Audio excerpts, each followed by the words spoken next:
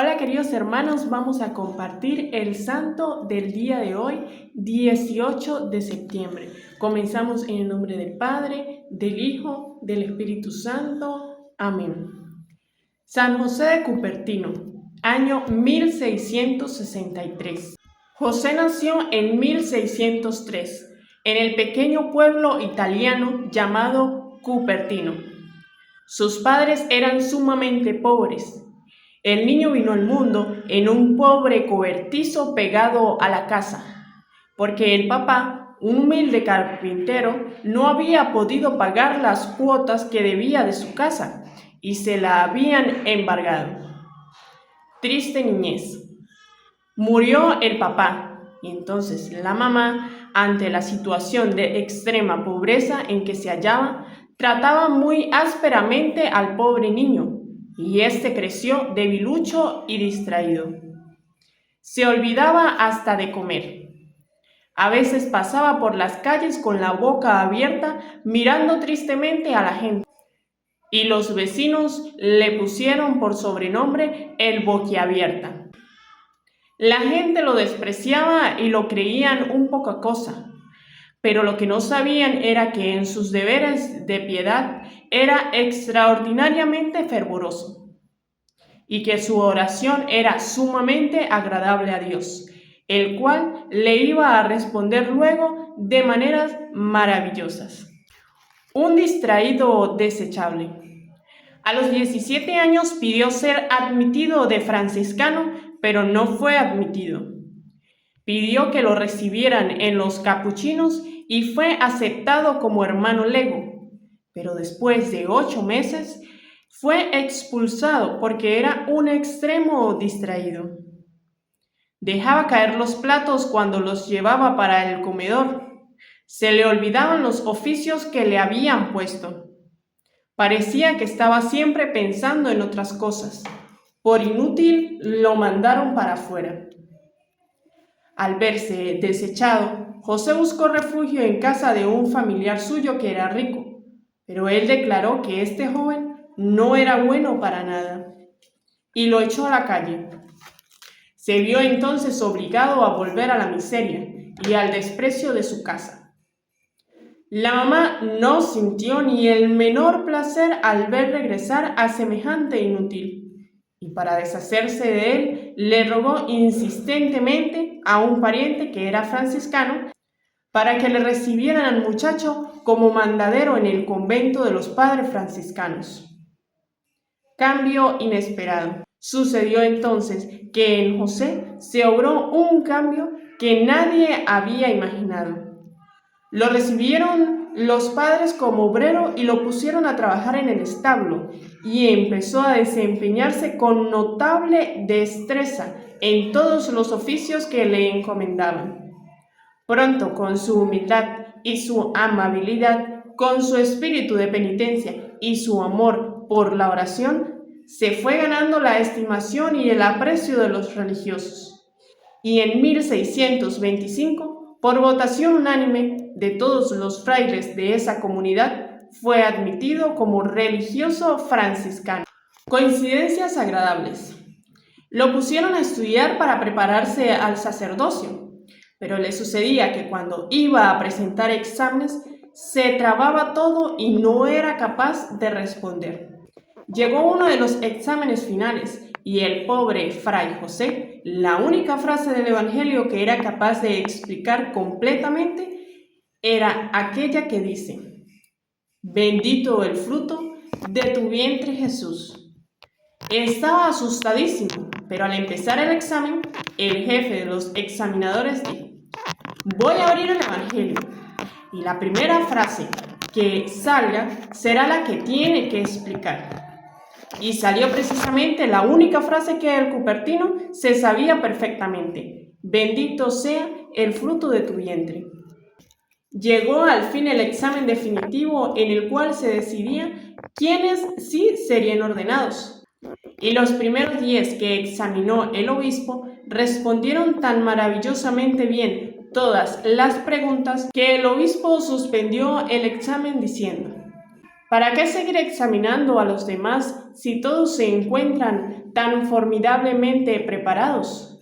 Y por ahí estaba haciendo turno para que lo examinaran el José de Cupertino, temblando de miedo por si lo iban a descalificar, y se libró de semejante catástrofe por casualidad. Fuertes penitencias. Ordenado sacerdote en 1628, se dedicó a tratar de ganar almas por medio de la oración y de la penitencia. Sabía que no tenía cualidades especiales para predicar ni para enseñar, pero entonces suplía estas deficiencias ofreciendo grandes penitencias y muchas oraciones por los pecadores. Jamás comía carne ni bebía ninguna clase de licor. Ayunaba pan y agua muchos días.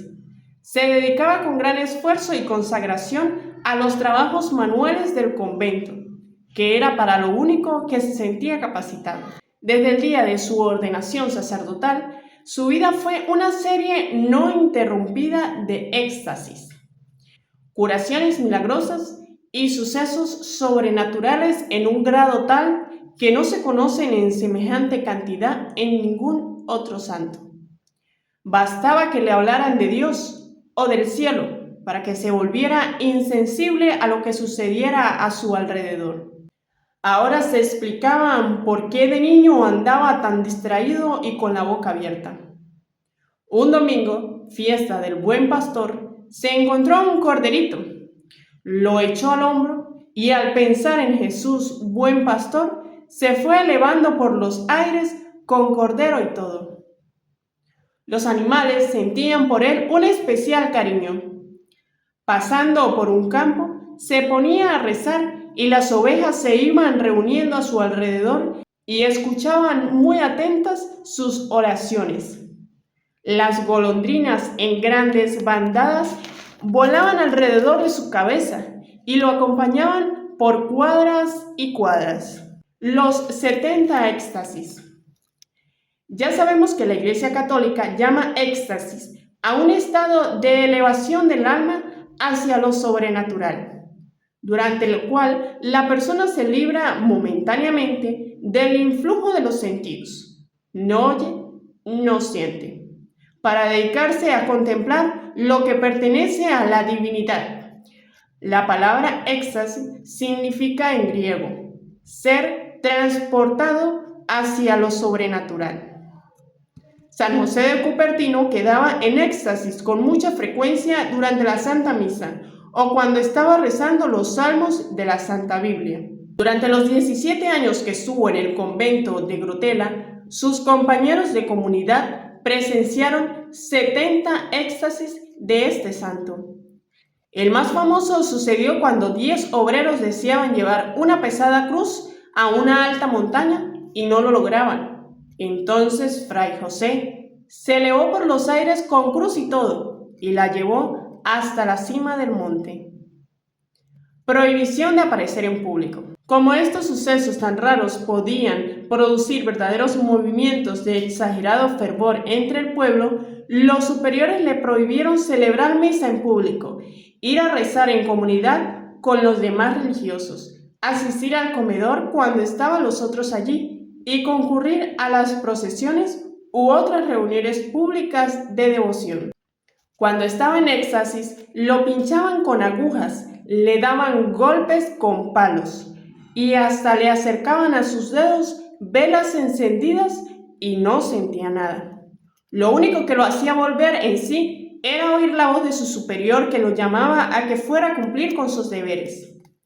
Cuando regresaba de sus éxtasis, pedía perdón a sus compañeros diciéndoles: excúsenme por estos ataques de mareo que me dan. Las levitaciones. En la iglesia han sucedido levitaciones a más de 200 santos. Consisten en elevarse el cuerpo humano desde el suelo, sin ninguna fuerza física que lo esté llevando. Se ha considerado como un regalo que Dios hace a ciertas almas muy espirituales. San José de Cupertino tuvo numerosísimas levitaciones. Un día llegó el embajador de España con la esposa y mandaron llamar a Fray José para hacerle una consulta espiritual. Este llegó corriendo, pero cuando ya iba a empezar a hablar con ellos, vio un cuadro de la Virgen que estaba en lo más alto del edificio, y dando su típico pequeño grito, se fue elevando por el aire hasta quedar frente al rostro de la sagrada imagen.